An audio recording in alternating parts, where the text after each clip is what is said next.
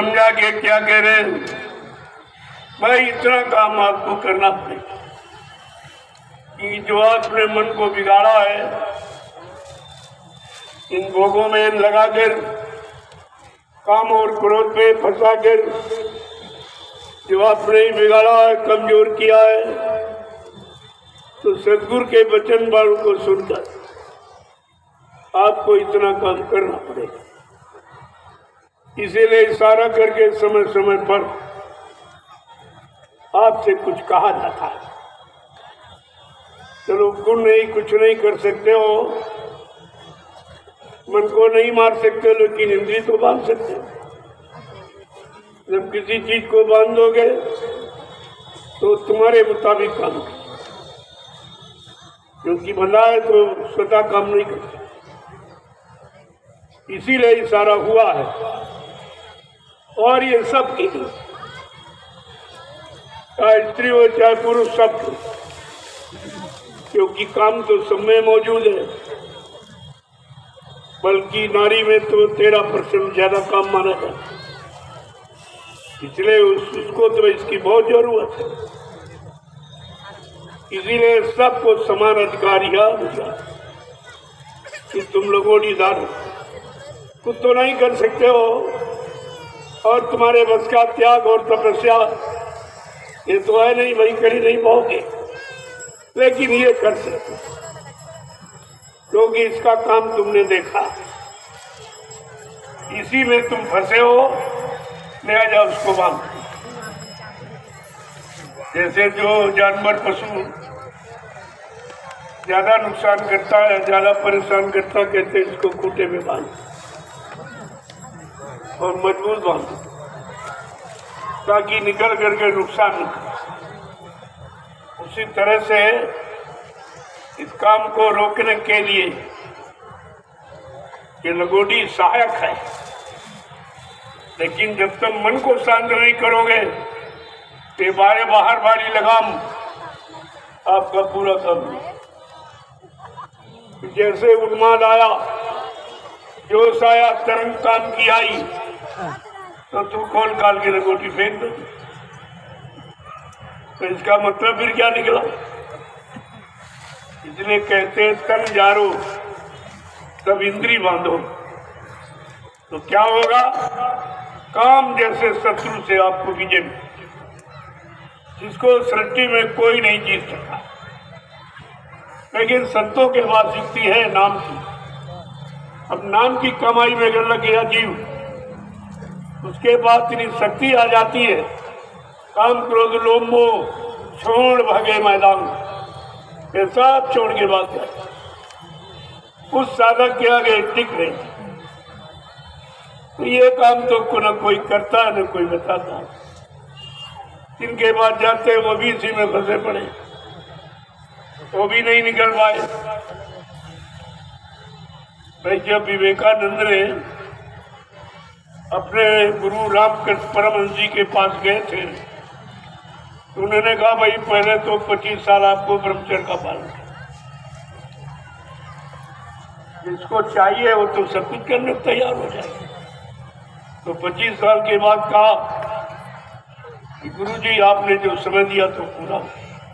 अरे तुझे अहंकार आ गया, अरे अभी तो तुम ब्रह्मचारियों की पैरों की धूल भी नहीं हो, तुम्हें कैसे जान लिया? ये तो मेरे पास टिका। जरा संसार में जाके देख, तब पता चल जाएगा। कि मैंने तो अभी थ्योरी बताई है, संसार प्रैक्टिकल। कहा नहीं आपने समय दिया था 25 साल का, मैंने 2 वर्ष ज्यादा और 27 की। अरे कहा इसकी समझ में से नहीं आई।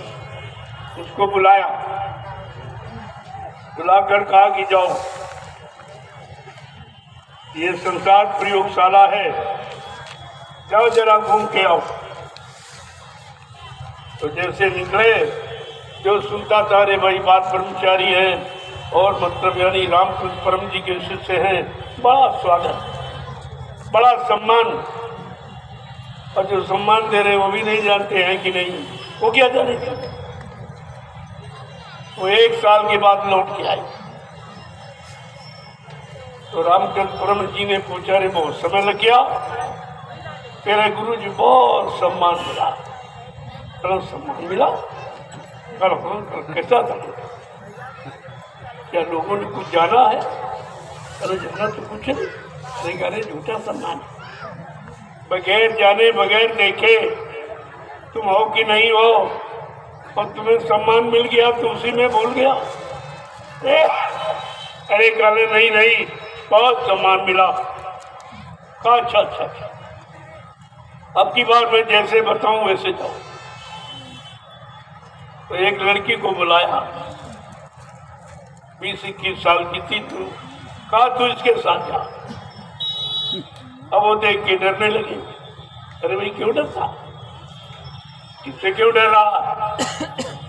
यही तो तेरी परीक्षा का कारण है, जब बिगड़ोगे इसी में बिगड़ोगे। अब आदेश तो आदेश था, लेकिन बहुत डर की, बड़ा निराश होकर कि लोग क्या कहेंगे। अभी कहने का डर होने लगा। तो जब गए, लोगों ने देखा, अरे कहा बड़ा ब्रह्मचारी एक लड़की लिए घूम रहा, बड़ा अपमान, जहाँ जाए वहां लोग टीका टिप्पणी तरह तरह की गाली गलौज था। तो मुश्किल से सप्ताह पार हुआ, लौट के आ गए। रामकृष्ण परम जी ने पूछा, रे बड़ी जल्दी आ गए इसके बाद? कल हमारा बड़ा अपमान हुआ। कल क्या किसी ने कुछ देखा था? कल देखा तो कुछ नहीं, कल भी तो झूठा ही है। अरे वो सम्मान भी झूठा जब तो तुझे मिला था, वो भी नहीं देखा था, और अपमान भी झूठा है कि तुमको कुछ करते देखा नहीं, फिर तू सम्मान अपमान के चक्कर में क्यों पड़ा है? यहाँ न कोई सम्मान दे सकता, न कोई अपमान कर सकता। अगर तेरे में दृढ़ता और मजबूती है तो, अगर तू सच्चा है, कला भाई पहचान तो यही है जो कह रहा हूँ, बाल ब्रह्मचारी है, उससे कहो क्या किसी लड़की के साथ नंगा लेट सकता? एकदम कांपने लगी। अरे भाई क्यों कांप रहा है? यही तो परीक्षा का समय। अगर तेरे में सत्यता है और तेरा संयम अगर मजबूत है तो क्या नंगा, क्या कपड़े पहने, कोई फर्क नहीं। तो दूसरी बार कहा, जाओ इसी लड़की के साथ सोना, इसी का साथ रहना, एक थाली में भोजन। तो और आफत आ गए, लोग ये देखेंगे तो कैसे जाने। जब गए गुरु आदेश पर, लोगों ने करते देखा तो बहुत गालियां। तो देखो रात साथ ही नंगे साथ सो रहा है और उसी तालीम खा रहा, उसी साथ रह रहा, बहुत बस्ट। अब वो ब्रह्मचारी पहचान खत्म। अब ब्रह्मचारी की पहचान वो भी बगैर देखे कह रहा, अरे तुमने देखा कहाँ? देख के को देखे भी न हो प्रतीति, और बिन प्रतीत तो हो ही नहीं थी। फिर दूसरे दिन लौट के आ गए, कह रहे लोगों ने बहुत गालियां दी, मारा पीटा, बहुत बुरा कर रहा। तो क्या कुछ करते देगा? कर अरे तो झूठे ही तो अपमान था, तू झूठे अपमान और सम्मान में क्यों बना है? यहाँ तेरा कोई न सम्मान करने वाला न कोई अपमान करने वाला। जब तेरे में सत्यता संयम थी, कोई कुछ नहीं, और तुम्हारी परीक्षा कोई नहीं। स्त्री आदमी की आदमी स्त्री परीक्षा नहीं। आपने पढ़ा नहीं, बड़े बड़े ऋषि मुनि और वो स्त्रियों की के द्वारा बेचारे बिगड़े, वही एक परीक्षा की चीज है। वहीं आप बिगड़ोगे, वहीं नहीं बिगड़े तो आप समझ गए, तो उसको भी समझ दोगे और तुम भी समझ जाओगे। लेकिन इस कलयुग में तो बहुत मुश्किल। जब कपड़े पहन देख के नहीं बच पा रहे, तो जब कपड़े नहीं होंगे तब कैसे बचेगा? लेकिन आप जानवरों की देखो, कोई कपड़ा नहीं, सब नंगे रहते और सब साथ रहते। लेकिन समय के पहले तो कोई भोग नहीं था। तो तुम पशुओं से भी गए गुजरे हो, तुम्हारा कोई समय ही नहीं रहती। तुम कपड़े पहने हुए नहीं संयम में रह पा रहे हो, और सृष्टि में जितने जीव सब नंगे, कोई कपड़ा नहीं। ऐसा क्यों है कि वो भगवान वो कुदरत का दिया हुआ भोजन करते, जैसा दिया वैसे ही करते, उनके भोजन में कोई मिलावट नहीं, जैसा दिया वैसे खाते, वैसे उनको देखिए। एक पशु दूध देने वाला, इसको सूखा चारा खिलाते और दूध भी तुम खा जाते हो, लेकिन उसको देखो तुम्हें घसीटे घूमेगा। इतनी ताकत, ये ताकत है ब्रह्मचर्य की। साल में एक ही बार समझो, 365 दिन में 364 दिन ब्रह्मचर्य पालन, तो कितना बड़ा बलवान है। तो रूखे सूखे भोजन का मतलब नहीं है, मतलब है संयम का, कि आप अपने असली तत्व को कितना संभाल के रखते हो, जिस तत्व से आप बड़े बड़े शत्रुओं को जीत सकते हो, काम क्रोध लोभ अहंकार को भी जीत सकते हो, और आप परमात्मा को भी प्राप्त कर सकते हो। वो तत्व तुम्हारे सबके पास है। उसी तत्व को रोकने के लिए मैंने एक इशारा किया कि आप लंगोटी का प्रयोग, फिर देखिए इतना बड़ा लाभ आपको मिलता है। लेकिन मन की निगरानी करते हुए, ऐसा नहीं कि मन को आपने आवारा छोड़ दिया तो बेचारी कपड़े की लंगोटी क्या करे, वो तो मन के लिए आपने लगाई। मन अगर शांत हो गया तो सब उसको तो बगैर परीक्षा के तुमने कैसे मान लिया कि हम कुछ कर दिए। अभी तुम्हारी परीक्षा तो अभी तुम परीक्षा के काबिल नहीं हो, तुम्हारे साथ है। लेकिन आगे समय आ रहा है और इशारा पहले भी आपको दिया था। जो पुराने प्रेमी होंगे जिन्होंने काफिला किया उधर आसाम और उड़ीसा वाला, कहा बाबा जी एक चेतना, एक आगे आने वाले समय की मिसाल देते। शाम को जहाँ रात्रि पड़ाव होता था तो शाम को सत्संग के बाद